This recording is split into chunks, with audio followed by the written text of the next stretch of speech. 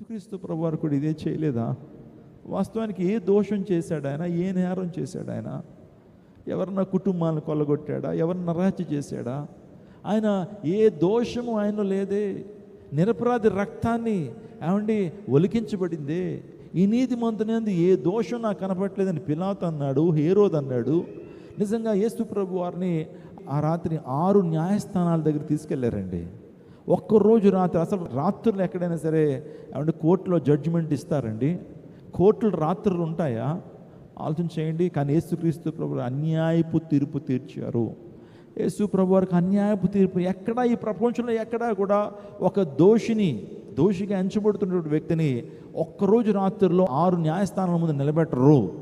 యేసు ప్రభు వారిని కైపా దగ్గర తీసుకెళ్లారు, అన్నా దగ్గర తీసుకెళ్లారు, సన్హెద్రిన్ దగ్గర తీసుకెళ్లారు, పిలాతు దగ్గర తీసుకెళ్లారు, హేరోదు దగ్గర తీసుకెళ్లారు. ఆ రాత్రి 6 మంది ముందు యేసు ప్రభు వారిని దోషిగా నిలబెట్టారు. ఎక్కడైనా జరుగుతుందా? అన్యాయపు తీర్పు కాదా? యేసుక్రీస్తు ప్రభు వారిని అన్యాయపు తీర్పు చేయలేదా? అన్యాయపు తీర్పు తీర్చలేదా? ఎందుకు అన్యాయపు తీర్పు తీర్చబడ్డాడు ఆయన? నీ కొరకు, నా కొరకే. వాస్తవానికి తప్పు చేసింది మనం, కానీ ఆయన దోషాన్ని తన భుజాల మీద వేసుకున్నాడు. ఒకవేళ గనక ఆయనే గనక మరణించకపోతే అందరూ మరణించాలి. నిజంగా ఎంత ప్రేమ యేసుక్రీస్తు ప్రభువారు మనపై కనుపరుస్తూ ఉన్నాడు.